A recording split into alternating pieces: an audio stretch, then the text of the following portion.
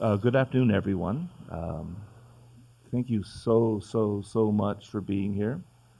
I'd like also to wish everyone a happy Wendell Berry birthday. It's his birthday today. Um, so I take that as an auspicious sign. Um, and 83. 83 years young. Um, but thank you all for being here. It's really remarkable and really moving. I'd like to thank a lot of friends and family also who've come from long distances to be here. I really appreciate that also. Just a few words about the book itself. Um, I'm a professor of philosophy. That's, depending on your perspective, my malady or my virtue. Um, but that really is my training, how I see things. And as an antidote to the vice filled aspects of that path, I'm also a Soto Zen priest. I was ordained in 2010. And so my eyes, they wish they were the eyes of a poet, but they are standing outside the castle of poetry as a Zen priest and a philosopher.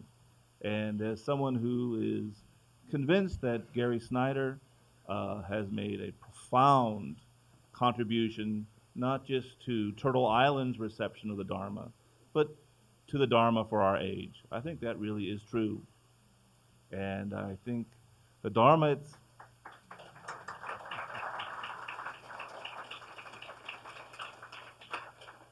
so this book is really in love with Snyder's poetry, but also deeply committed to doing its best to articulating also the kind of Zen backbone to its entire project.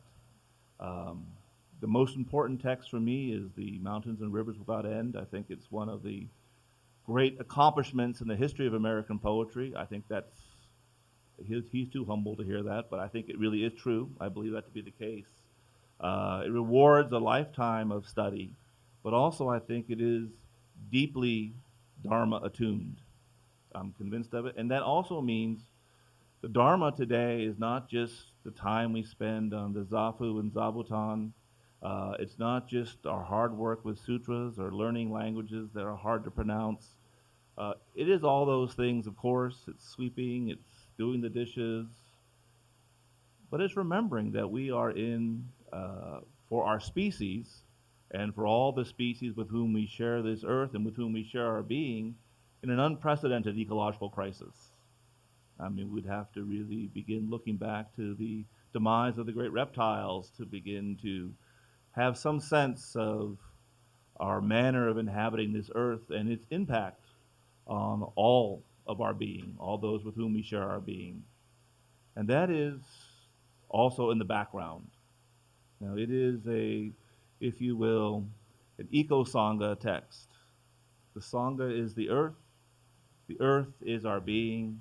It must be thought in a very non abstract way. That means attuned to the needs of our time, but also attuned to the place of our times, to where we are. That we are both our practice and our space, where we take place in space. So I follow those issues very carefully. The book is divided into three parts. The first part is the big, heavy Zen part, uh, a long meditation on mountains and rivers, form and emptiness. I think Gary just does such an extraordinary job uh, in writing and articulating those in a powerful and transformative way. I think really to understand the teachings of mountains and rivers is not to understand something new, but it's to have a new kind of mind, awakening to your great mind. Um, the second part of the first part is dedicated to the problem of upaya, skillful means. This is the Buddhist manner of speaking, uh, attuned always to the terms of the prevailing discourse, getting inside it, but to overturn it. And so it's a meditation on the manner of how Gary writes and speaks. The second part is on Turtle Island, so I get a little more space specific. Um, the first part of the second part ends with evoking The Smokey the Bear Sutra, really one of the great pieces of writing ever. Hidden within Smokey the Bear is, if the shell shall crack, uh, a deep, a deep way out to awaken to where we already are, as if for the first time. And that leads into the next chapter, which is on bears. And bears have been Gary's friend from the beginning, 1955 already. The Berry Feast, and evokes the woman who married a bear, the woman who married a bear myth and practice of the wild. It's huge, it's big, and so I spent a long time talking about bears. And then the third part of the text, I try to close the deal, and I turn to Earth democracy, the great Earth Sangha, what it might mean to rethink ethically, politically, our practice of who we are, interdependent with all beings.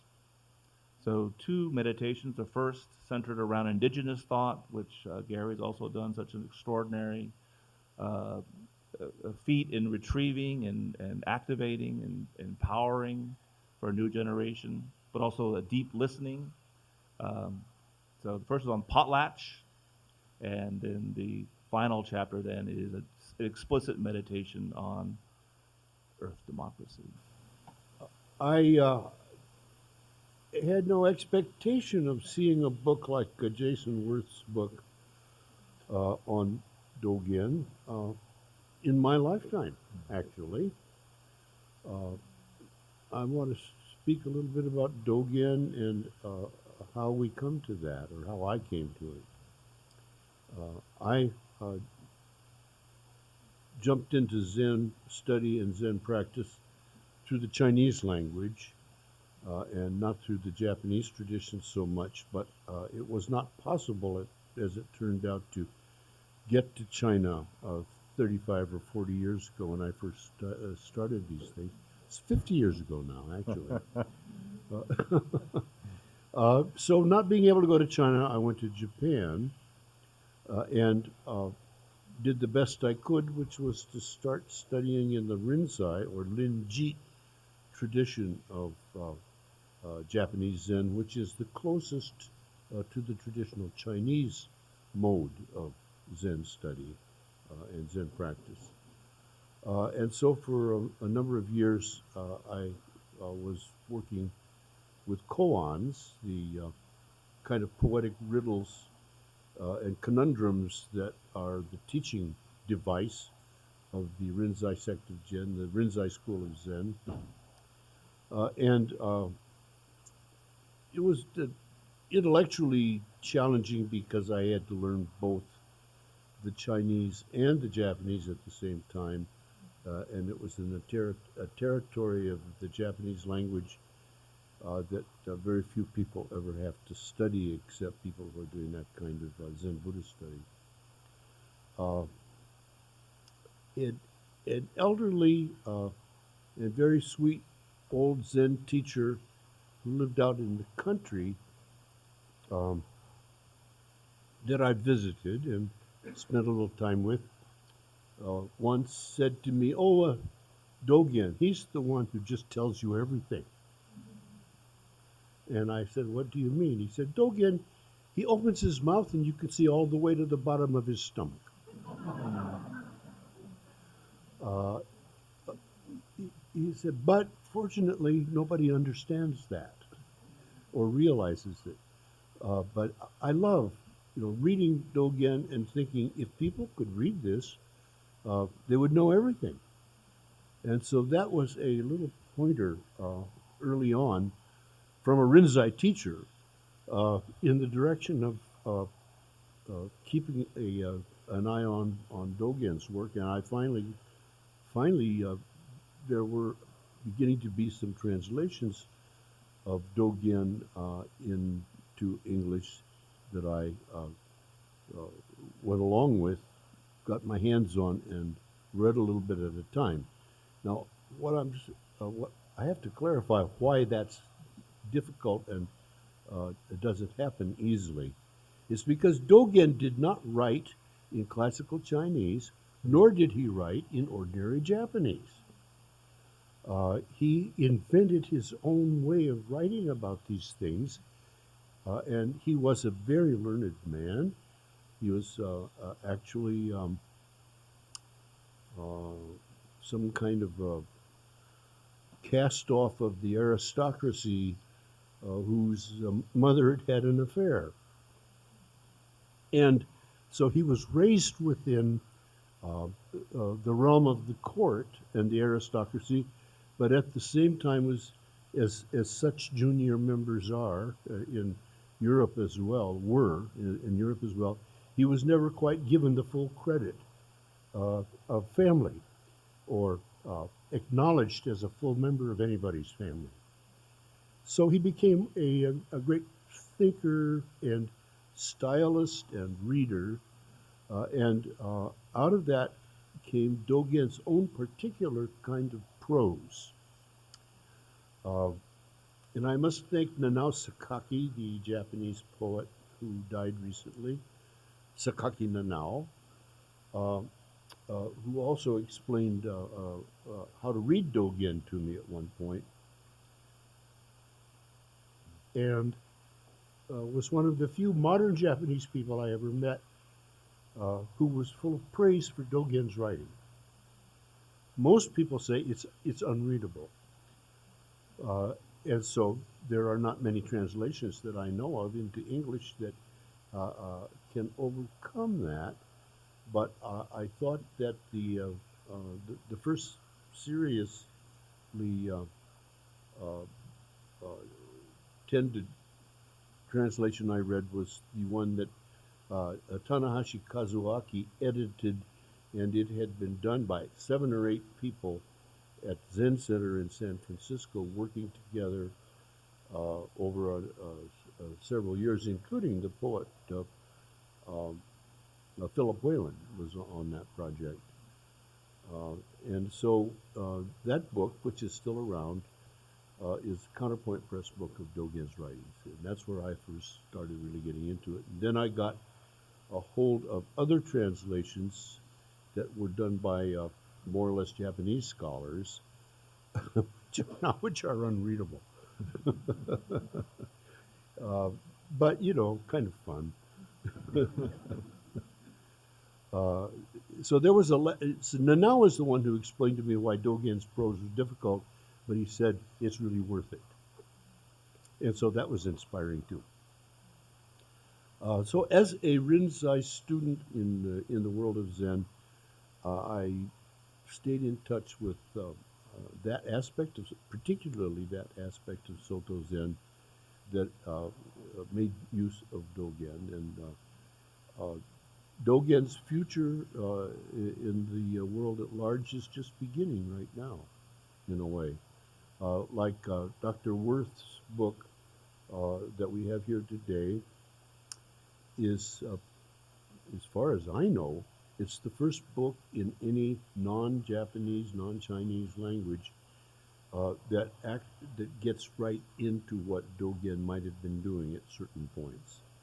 It has flashes of insight in it that I can recognize and appreciate and admire. And it isn't just that it's the language. It's although he gets his language is the way it is because his own insights were extraordinary insights that uh, break the mold. I'll give you one example that Jason Wirth brought forward himself, and it's in his book, which is the suggestion that we can look at the life and the teachings of Shakyamuni, the Buddha, and say, "Oh, that's late in the game." There was already a long history of something going on there, and he's not the He's not the beginner of it. He's just the transmitter of it, and that's what the sutras say. Except we never believed it. So, uh,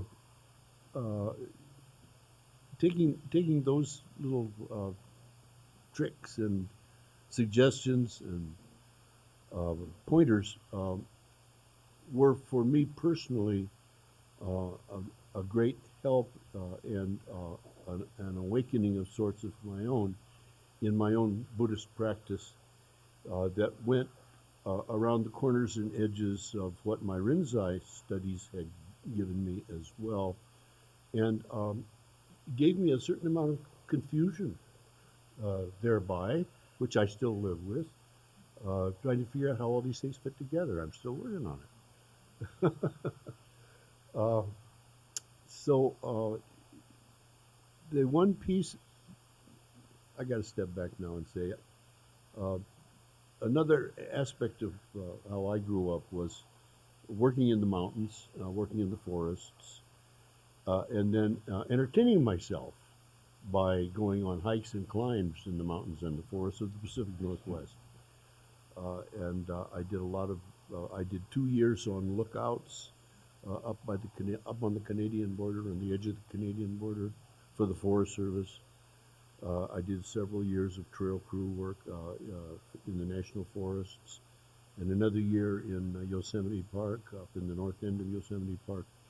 And so, my idea of a good place to spend the summer was to get out of town, and I never connected that too clear, except with some lovely Chinese poems, with my interest in what was going on in Asia or in Buddhism. But they gradually kind of pulled together, and then reading the one particular Dogen chapter or book.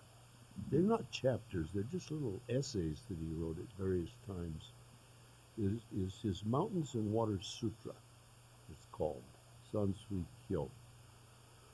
And it's not really a sutra. The word sutra there, I mean, that's a technical term that has its own meaning, but it's a wonderful little essay.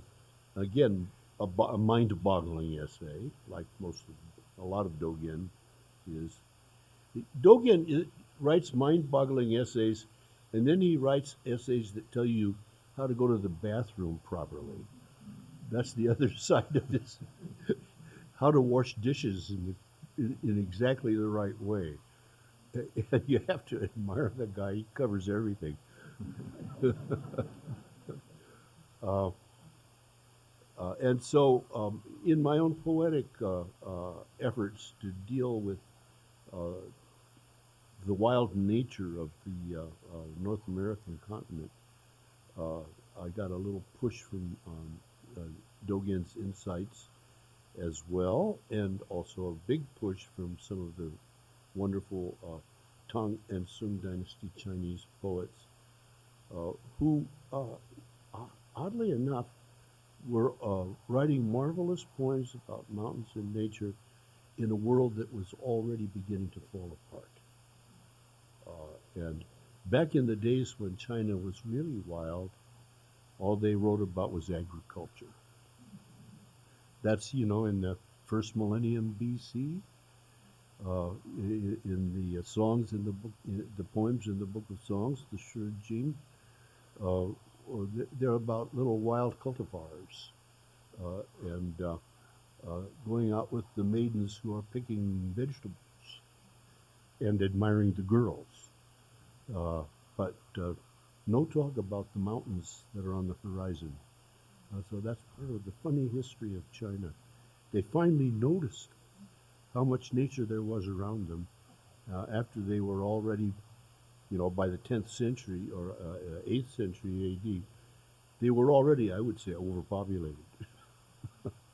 And that was just 1/10 of what they are now. So that's just, the fragments. I'm telling you some fragments of my own poetic career in regard to these texts and in regard to my own practice. One more thing I wanted to add was that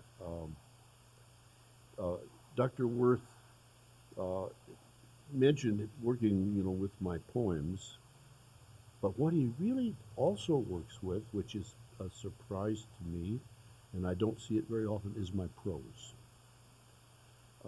And his book here did something that was thinking maybe after I'm dead somebody will look at the prose too. But he beat me to it because I threw out a lot of odd ideas and cranky notions in various ways over the years in prose. In my prose essays or prose fragments, I didn't try to keep my prose writings together ever. They turn up in all kinds of ways and places. And uh, Jason really got into finding some of those and crossbreeding what I had done in poetry with what I've done in prose to make me think I'm smarter than I was. I lost track of it myself. Uh, I hope that you'll read a few paragraphs of your book.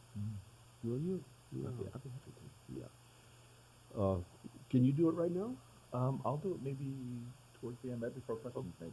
So, that's my brief account, or not too brief, actually. I'm talking too long. And I'm going to hand it over.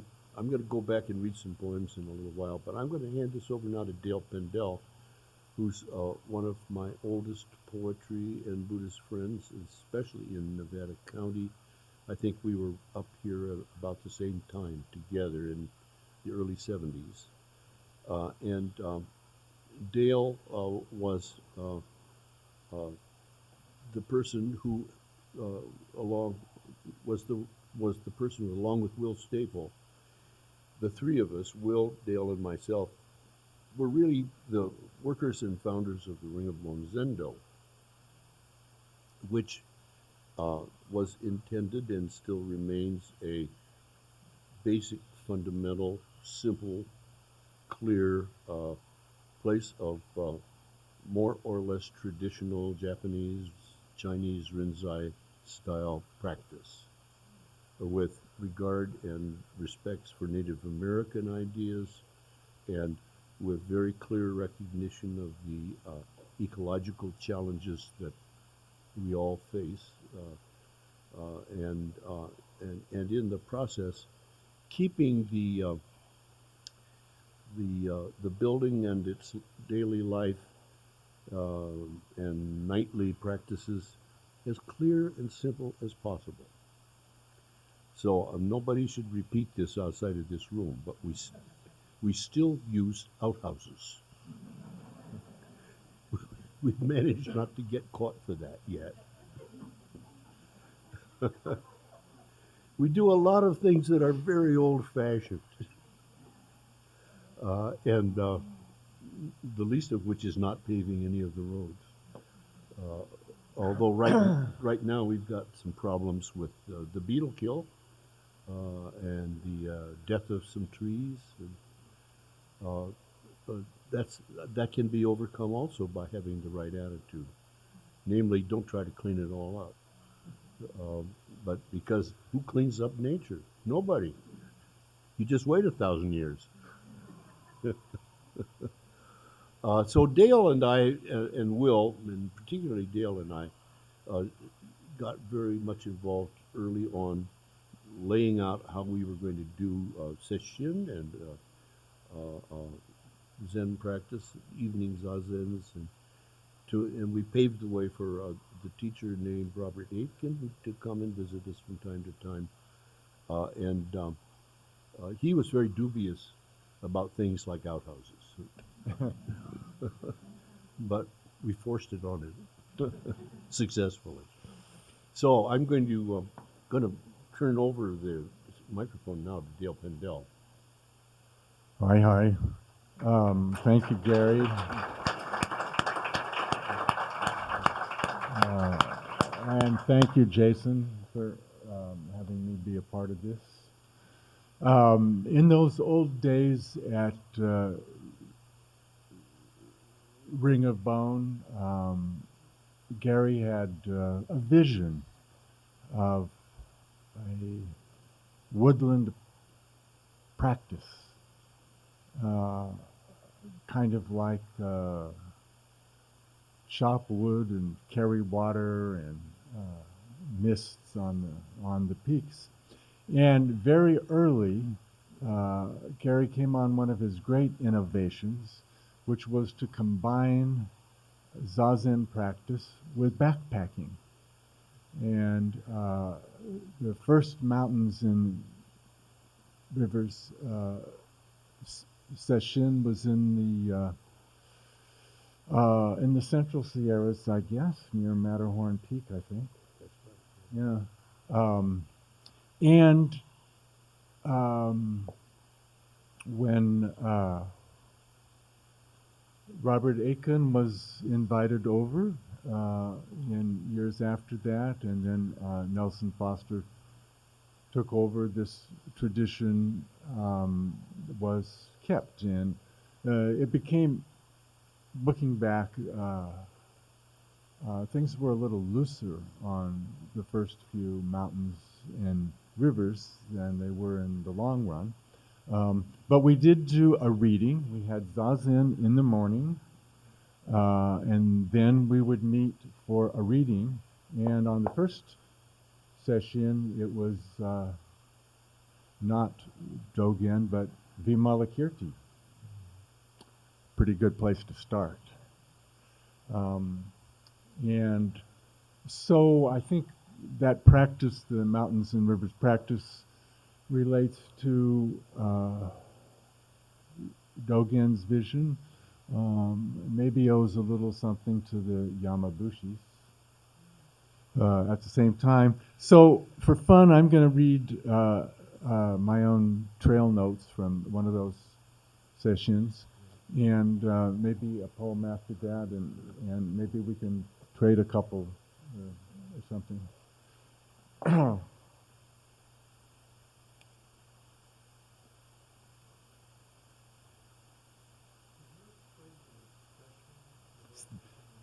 The session is a meeting of minds, and that's a Zen intensive.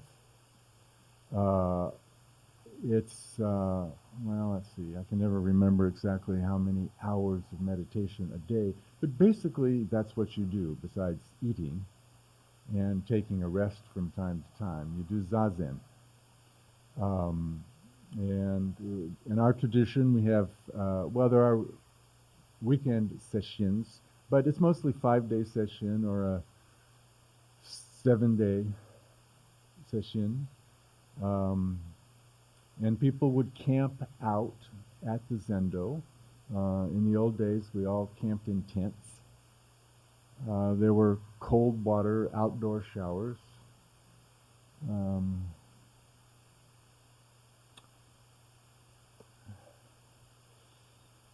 We tried to keep the intensity that comes out of an uninterrupted week, because your time is, the rest of the time is spent, except for chanting the sutras, in silence. So it's a fantastic opportunity to achieve some insight into what we're all doing and what one's self is doing. So the Mountains and Rivers session was trying to keep that same structure. And in the center, add backpacking, which adds its whole special thing to it, because you get this exhaustion at the same time, which can be very fertile. Sure. Chanchi, yeah. Hmm.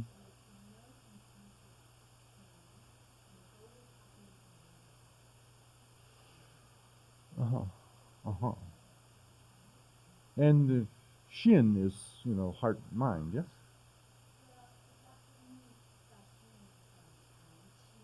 Hmm.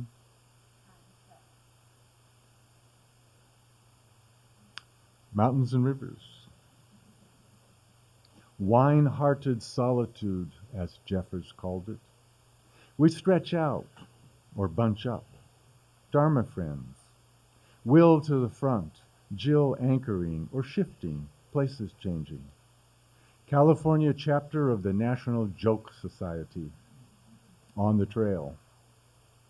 Secret Lake, algae blown, green bloom, soap or something. Biggest crayfish I've seen scuttling around on the rocks. I pump water through a filter. My job, fill all the containers. That took a while. We gradually move above the Jeffrey pines into the lodge poles. At Fremont Lake, I caught the scent of bitter cherry, so elegant and sweet, tangles around the camp. Dearest daughter, we are up now at 9,200 feet. The air is thin and it is cold. We had a very hard hike today, lots of uphill. We climbed 1,200 feet in about 2 miles, steep. I heard that it was snowing here yesterday afternoon. I am very glad I brought my long underwear. At the bottom of the hill, it always seems warm. Tomorrow we try the ascent of Mount Forsyth. Layover day. Sunday a.m. against Lake Harriet. Our schedule, 5:30, Conch. 6 o'clock, Zazen. 7:30, breakfast, unless delayed by coffee. That was in the good old days. They don't allow that anymore. 9:15 to 9:30, trail meeting and Dogen reading. 10 o'clock to 10:30, head out. 6 o'clock, dinner. 7:30, Zazen. 9:30, retire. Surprising how little loafing time there is. Pumping water, cooking, cleaning pots, packing up camp. Here's who was along. Reed, Ginny, Jill, Will, Shiloh, Vanna, Masa, Jim, Dale, Nelson, Dion. Dogen. Blue mountains continuously walk. A stone woman gives birth to a child. If it's level or downhill, or your pack is light, call it walking or backpacking. But when you hit the uphill, it's backslogging. Backsloggin' could be some rock and roll song. Backsloggin', up and up, backsloggin', breath and step. Blue mountains continuously walk. You should study Blue Mountains. Backsloggin'. There is a samadhi called the exhaustion samadhi. It requires most vigorous hiking. Things to bring next time. An insulated plastic cup like Masa has. A bigger towel, the better to be a water dog like Shiloh. He could jump in any creek or pond. After the layover, we are native. Juniper, white pine. Finding a camp means finding 2 camps. One for the kitchen and another for the zendo. And then another, away, threading through boulders, around stunted pines, up the hillside, around a bend. Look well, and there's a perfect hojo at each camp. This is where the members of the Joke Society trade their bits. Walking down the life zones, white pine, juniper, lodgepole, walking into the pit, finally back down to the Jeffreys. Long ago, there was a Buddha called the Shrugging Buddha. Bodhisattvas, monks, nuns, and laypersons would ask questions of great earnestness and profundity, and the Shrugging Buddha would just laugh and shrug his shoulders. One day they set a trap for him. He got caught. What did he do then? Backslogging. Blue mountains continuously walk, not just sometimes. Blue Mountain said, there is a teaching beyond koan practice. What is that? The work of mountains is to investigate mountains thoroughly, walking and breathing, sitting and breathing. There are mountains hidden in sky. There are mountains hidden in mountains. There are mountains hidden in hiddenness.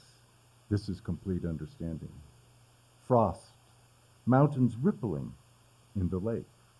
swallows diving and flitting. Mist rises from the lake as we wait for the sun.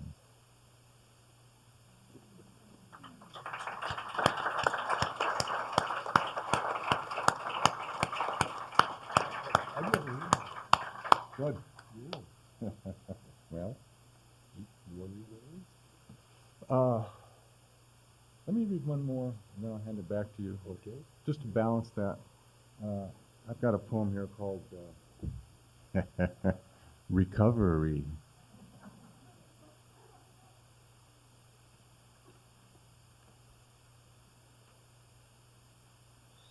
Recovery used to be, after a week of zazen, and the sometimes gentle or not so nudging of the teacher, I seemed to, or did not seem, not understand exactly, but beyond understanding that it was so.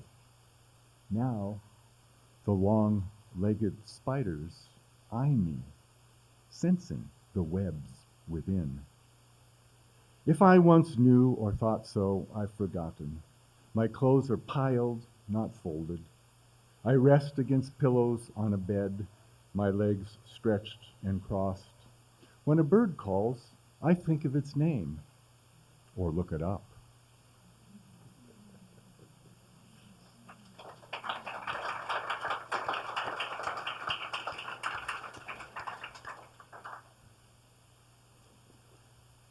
Mr. Snyder.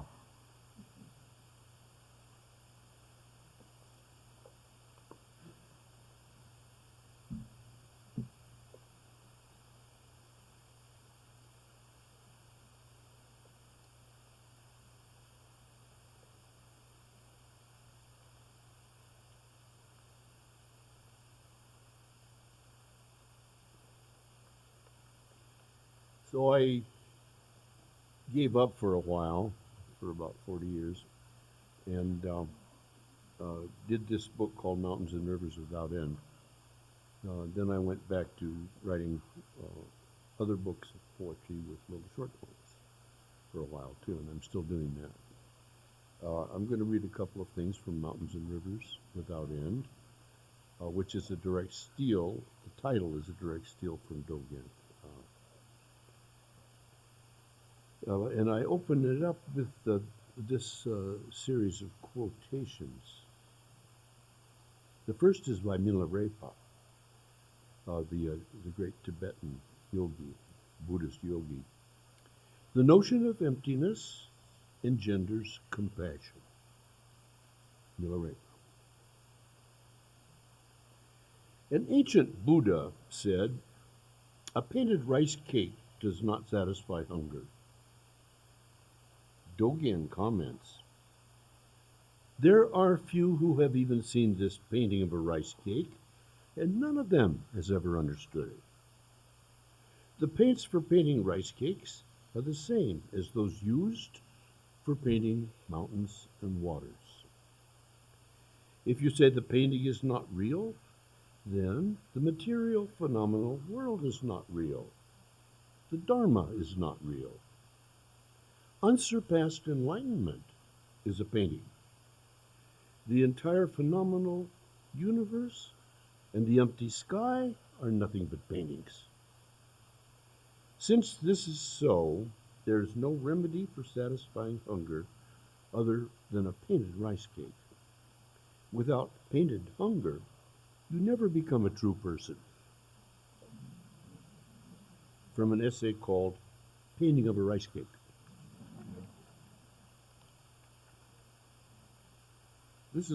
That's to put those postmodernists in their place.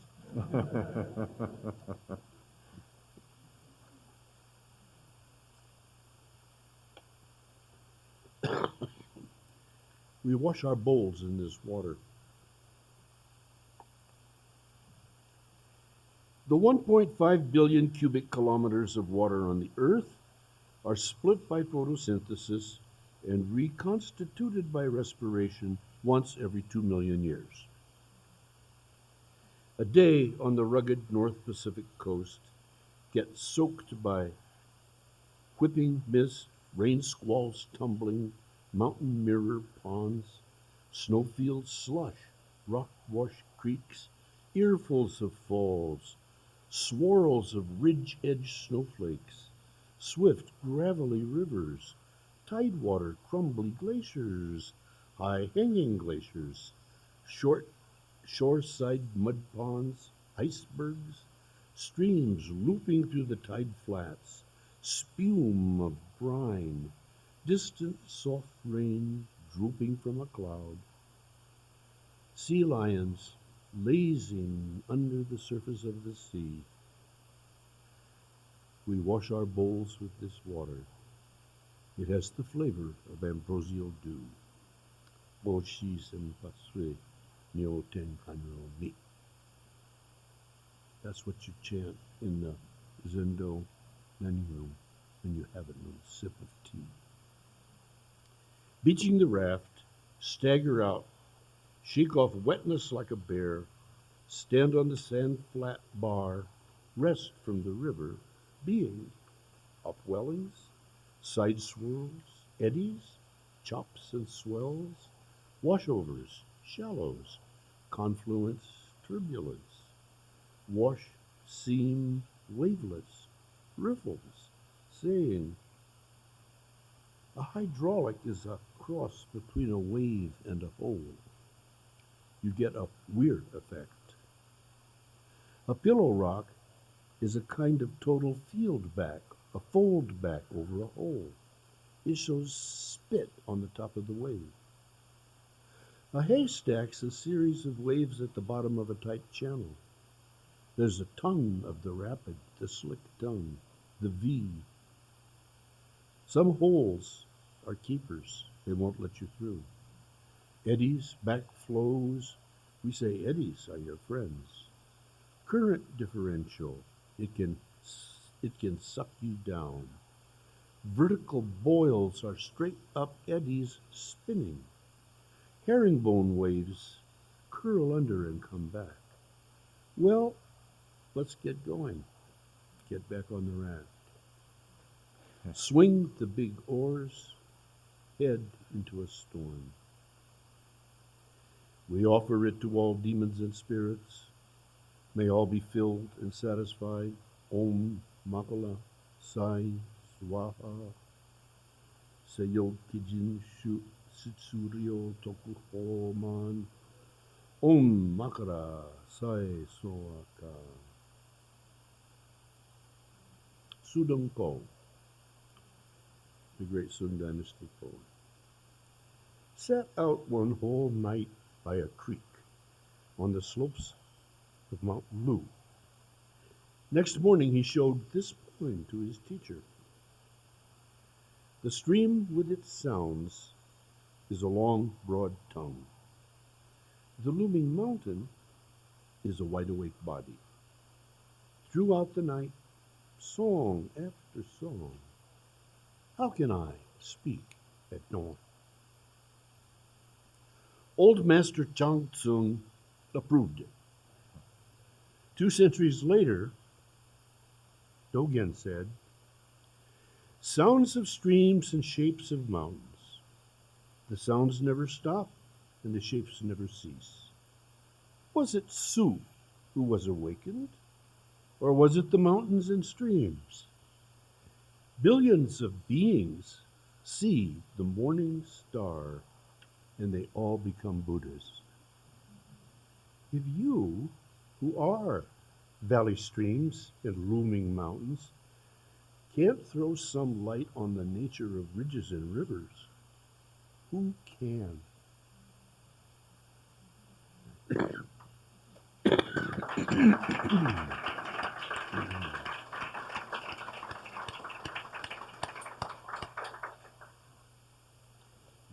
You want to say something now? Were you about to read another poem? Oh, whenever. I'll speak briefly and then under the condition you give another poem. Okay. I'll just read a small little section here on mountains and rivers, since that's come up in the comments. But I'd like to preface that by just one observation about manner of writing that I hope to achieve. Gary Snyder does not need someone to come along and tell him what he thinks. I think he's quite clear about what he thinks. That's one of the great pleasures of reading his work. So this is not, you don't understand Gary Snyder, so let me help you understand Gary Snyder book. I think those are in very bad taste. I think they're condescending. Um, so then what is it? What is it to enter the great commentarial tradition? Milarepa came up. His teacher had a good idea. Take apart the stone tower and put it back together. Does it? Take it apart again. Put it back together. That's a very, very good metaphor for commentary. To take apart the beautiful tower of his writing and put it back together. You know, you put it back together, you don't want to say, no, no, no, no. It should have looked like this, it should have looked like that. Of course, it'll have my own mark, but I'm trying to put back the tower. Another way of putting that would be something like this. When Dogen was asked, or when he says in the Shobogenzo, one of the fascicles there, what is communication? Only Buddha to Buddha, not information, conceptual gymnastics. And of course, Dogen was capable of the most extraordinary conceptual gymnastics, but that's not communication. You can replicate those gymnastics. My Buddha mind, your Buddha mind, they meet. You know, to arouse the Buddha mind within you so that you hear not my words, but the mind that would try to have spoken these words. So in a way, I take the tower apart to say, wow, you know, to touch Gary Snyder's mind, that is really one of the great transformative experiences in my life. A last way to put it, same point, the beautiful poem that begins this text on the great Sanshue painting that he finds, of all places, in the Cleveland Art Museum. And on these paintings, as you know, there's a tradition of adding colophons. Now, these little commentaries in the centuries later, these poetic commentaries. And what's the point of that? I mean, of course, you can't imagine someone coming in and putting a colophon on the Mona Lisa. They'd be, oh my God, you've ruined it. But these deeply enhance the work. And what are you doing with these colophons? You're showing that you've met the mind of the painting, mind to mind, Buddha to Buddha communication. Now, that's a hard thing to convey in writing, when the danger always, of course, is you have simply the ideas and therefore you have more information, and we end up in a situation like Kierkegaard, the great Danish philosopher, once warned us. You know, the human problem is if we've been so greedy and we're just stuffing food in our mouth constantly, stuff, and we can no longer close our mouth. It's so full of food. And the result is we're starving. What do you do for the starving, hungry ghost civilization? Give them more food? That's the last thing they need. You need to steal. You need to take away. You need these words not simply to be more food in the mouth. That's a hard thing. I won't say that I accomplished that, but I will certainly say if I failed, it was not for lack of effort.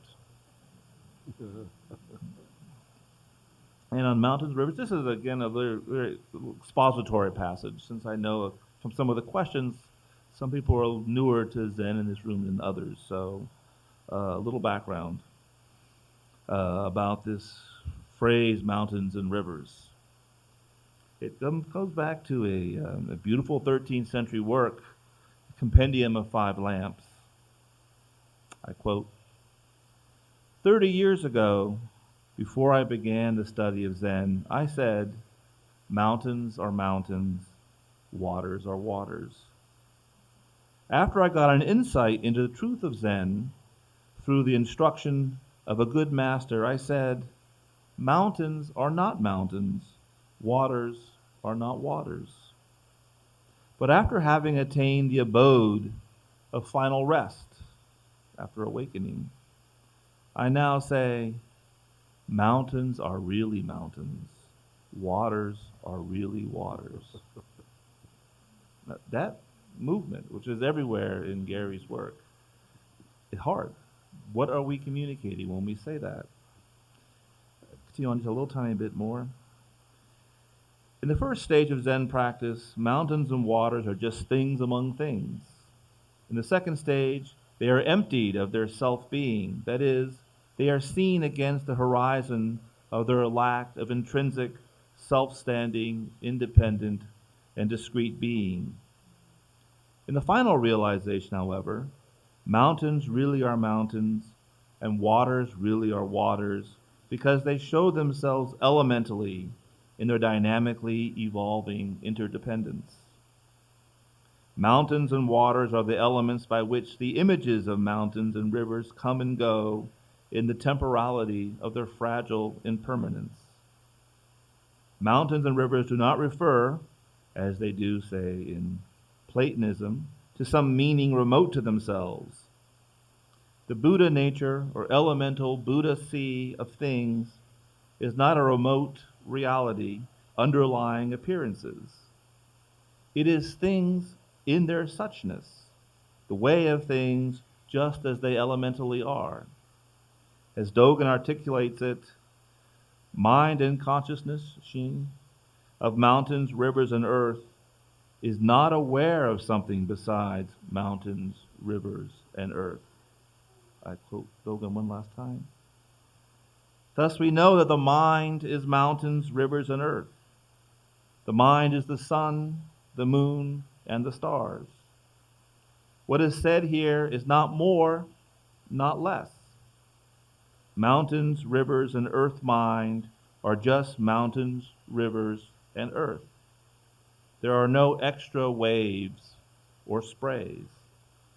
The sun, the moon, and stars mind is just the sun, the moon, and stars. There is no extra fog or mist.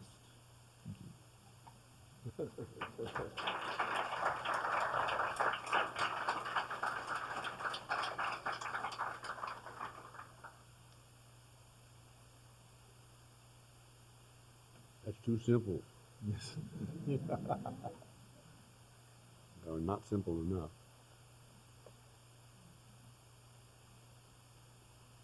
Well, let's see.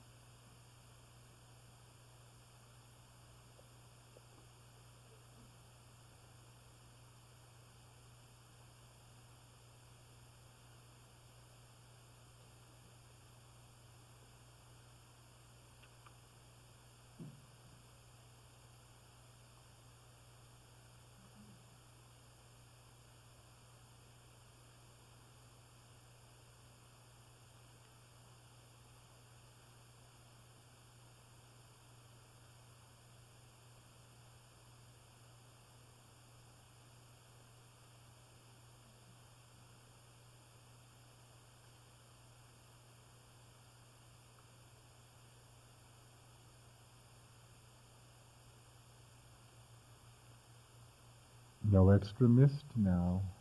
Hmm? No extra mist now. No, no, no, no. None at all. Finding the space in the heart.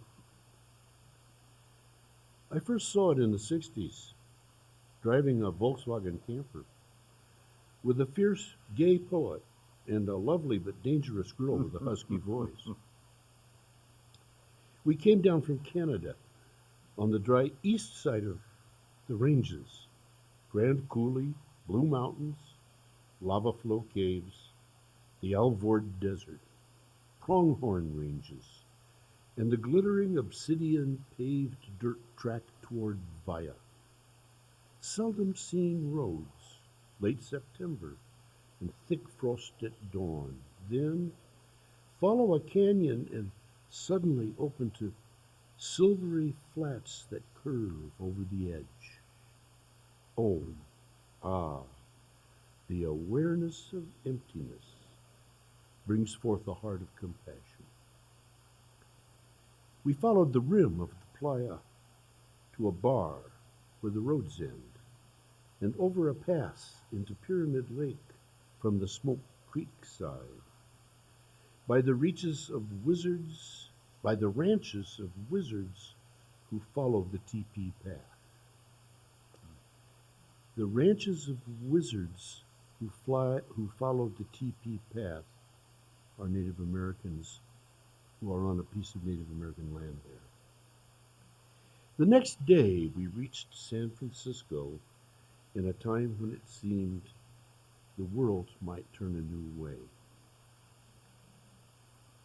And again, in the 70s, back from Montana, I recklessly pulled off the highway, took a dirt track onto the flats, got stuck, scared the kids, slept the night, and the next day sucked free and went on. 15 years passed. In the 80s, with my lover, I went where the roads end and walked the hills for a day. Looked out where it all drops away, and discovered a path of carved stone inscriptions tucked into the sagebrush, saying, "Stomp out greed," and "The best things in life are not things." Words placed by an old desert sage. Faint shoreline seen high on these slopes, long gone Lake Lahontan, cutthroat trout spirit in silt, Colombian mammoth bones, 400 feet up on the wave-etched beach ledge, curly-horned desert sheep outlines pecked into the rocks, and turned the truck onto the playa, heading for No Knot, bone-gray dust boiling and billowing, mile after mile trackless and formless. Let the car coast to a halt on the crazed, cracked, flat, hard face where winter snow spirals and summer's sun bakes like a kiln. Off nowhere, to be or not be. All equal, far reaches, no bounds, sound swallowed away, no waters, no mountains, no bush, no grass, and because no grass, no shade but your shadow. No flatness because no not flatness. No loss, no gain, so nothing in the way. The ground is the sky is the ground. No place between, just wind-whipped breeze, tent mouth leeward, time being here. Leg hard twined to leg, with a kiss that goes to the bone. Dawn comes straight into the eye, the tooth of a far peak called King Lear. Now, in the 90s, desert night, my lover's my wife. Old friends, old trucks drawn around, a great arc of kids on bikes out there in darkness, no lights, just planet Venus glinting by the calyx crescent moon and tasting grasshoppers roasted in a pan. They all somehow swarm down here. Sons and daughters in the circle, eating grasshoppers, grimacing. The wideness, singing sutras for the insects in the wilderness.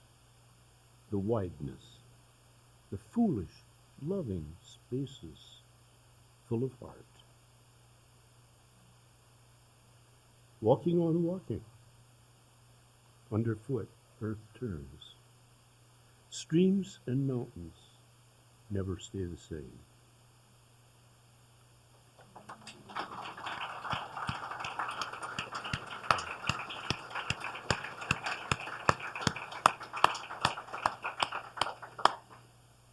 I wrote that poem before that place became famous. Tell me, where is that place? Or what is it known as now?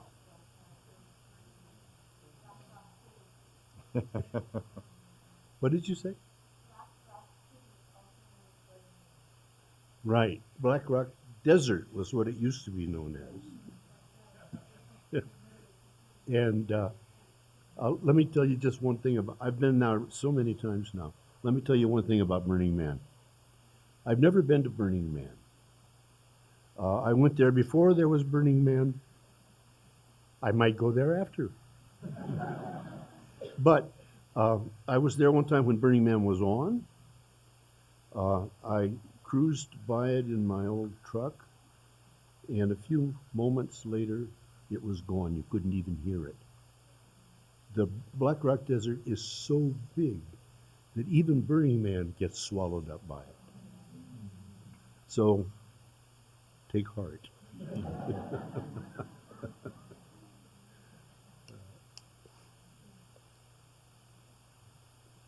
Well, what about some questions or thoughts from you folks?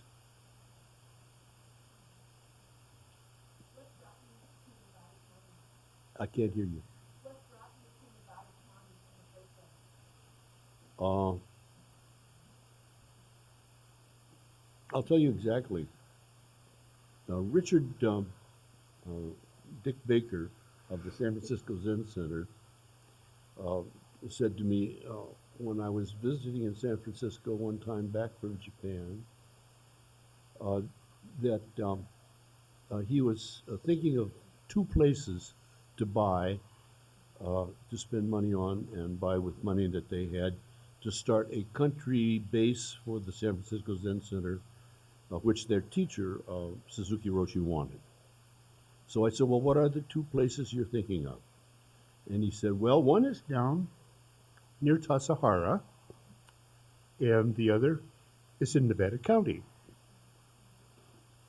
And he said, uh, the Suzuki Roshi is leaning toward Tassajara because it has a hot springs, and he likes that. So Baker and Allen Ginsberg and I got into a car and drove up here to look at the other piece of land that Dick Baker had found, looking around, that it seems that Suzuki Roshi was not going to choose. And it happened to be the parcel of land that I'm on now. At that time, a much larger piece of it was available. That was more than we had an ability to even make a down payment on. But lucky us, we met Swami Kriyananda, who said, well, I'll buy part of it and start my meditation retreat. And so that's where Ananda comes on the scene. I bet you didn't know that. And over the years, we worked it out in various ways, and finally, we did a lot split, and they took their piece, and I took my piece, and then they bought a whole lot more, which is where the main part of Ananda is today. So I guess we can blame Richard Baker for that. Richard Baker is now based in Colorado. But you know, to be useful to you, I would say that the first time I came up here and walked out there, it was in April, I think, to look at that piece of land along with a few other friends. I recognized what it was and where it was, and felt right at home. I recognized the incense cedar, the ponderosa pine, the variety of manzanita, and so forth. And you know what it is? It's exactly the same as the Upper Rogue River Valley. It's in the same section of the Sunset Garden book, even. It's Zone 6, I think it is. And I was completely at home in that. It's not like California. It's in that interesting in-between zone between the Pacific Northwest and the more arid kind of Californian world. And so I said, oh yeah, I could live here. And I knew what the climate would be. I knew how cold it would be in winter, and I knew how hot it would be in summer. So that's where we got started on that. And we never did get an electric line in because the diggings, the gravels out there are still privately owned.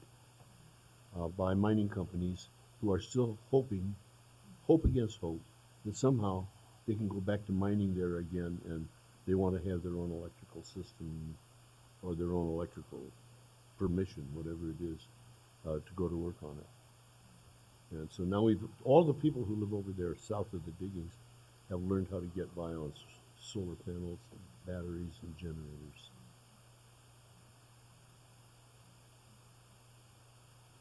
Yeah.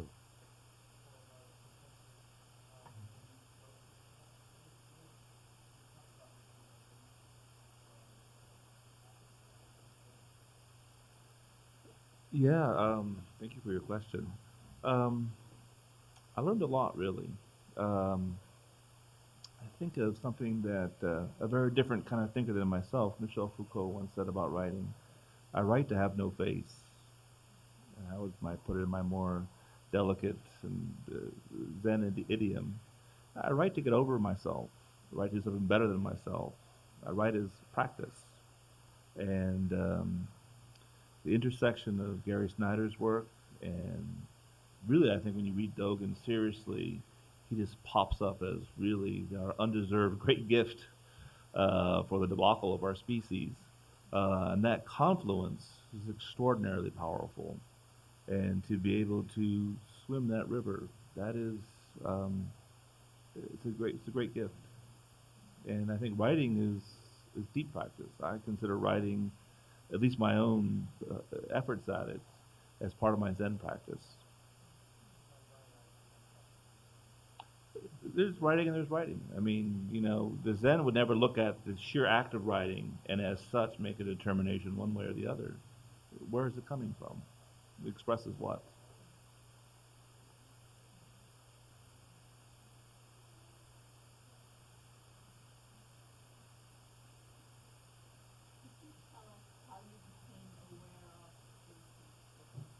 Aware of Jason's book. It's a real simple story. He sent it to me.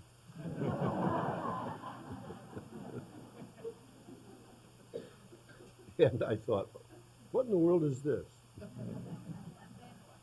And then I started reading it, and then I said, holy shit, pretty good. Yeah, I was taken by surprise. I do think that this is a remarkable book, and that Jason is not only doing his own work here, he's doing some work for the community and putting Dogen in a position where he'll be of more appreciated and more use to a lot of people, and enter into the role that he will play in the Zen practice that is to come, which will probably break through the Rinzai and Soto divisions that are really not very strong, and be a perhaps new kind of Turtle Island Zen practice that stays in touch with its roots. That's what I'm hoping.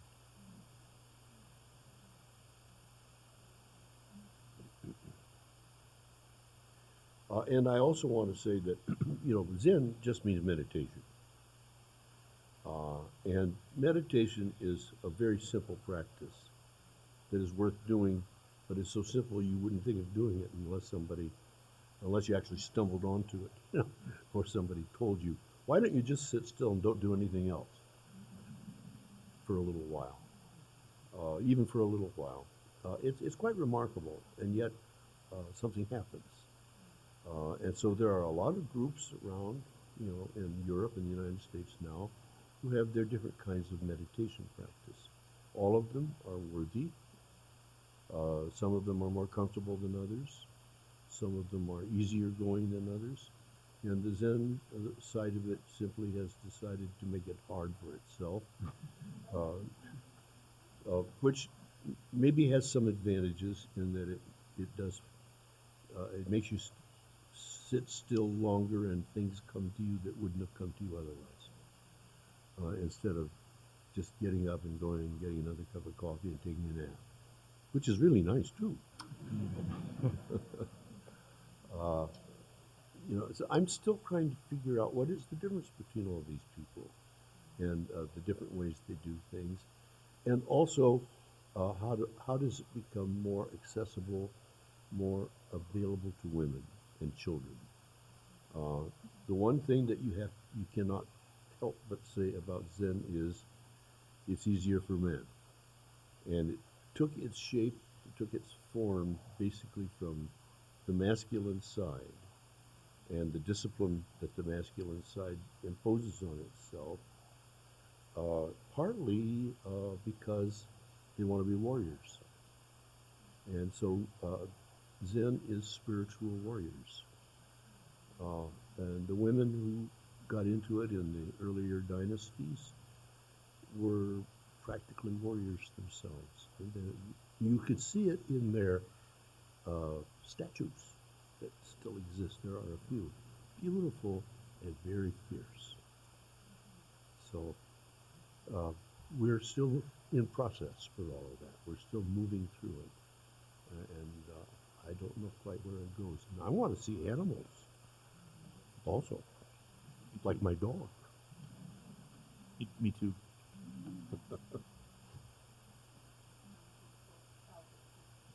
Well, I love the Tao Te Ching, and I read that before I ever read any Buddhist literature. When I was in my 19th or 20th year, I was reading both Lao Tzu and Kung Tzu. Even at that time, I thought both of them were really great, but also very different. And then Lao Tzu, recedes in time to being more and more a remote philosopher with the Taoist, quote, religion coming forward with a lot of magic and a lot of activities and a lot of special exercises. And that's what it is today, like in Taiwan, in a big way. So that is that's a direction that one aspect of Taoism goes.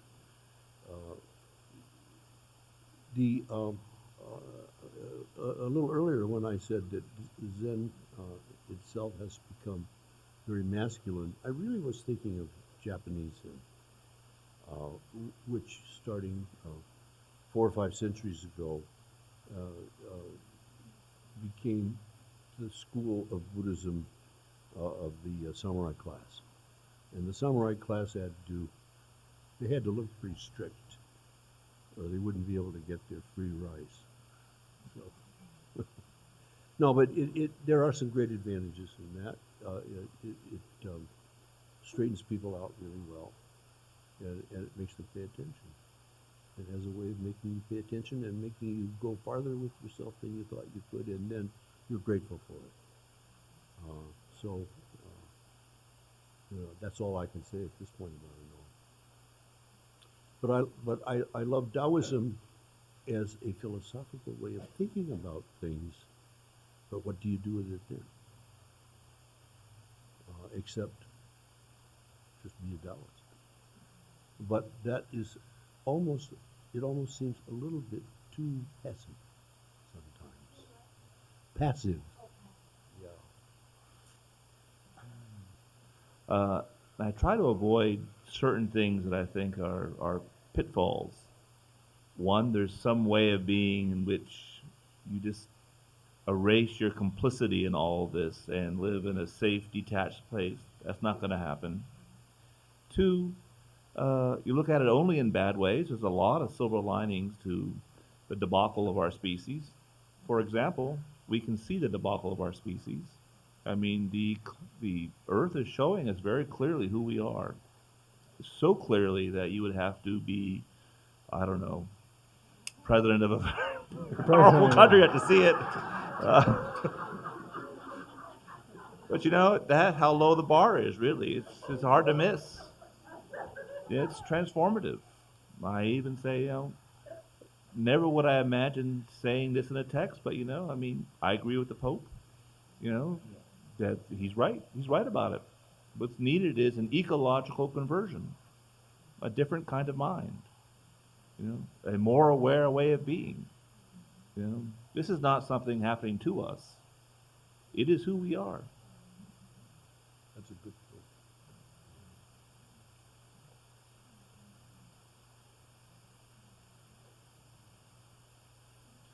Well, I think we're going to kind of break and open up now to people gathering, and we'll sign books as you go.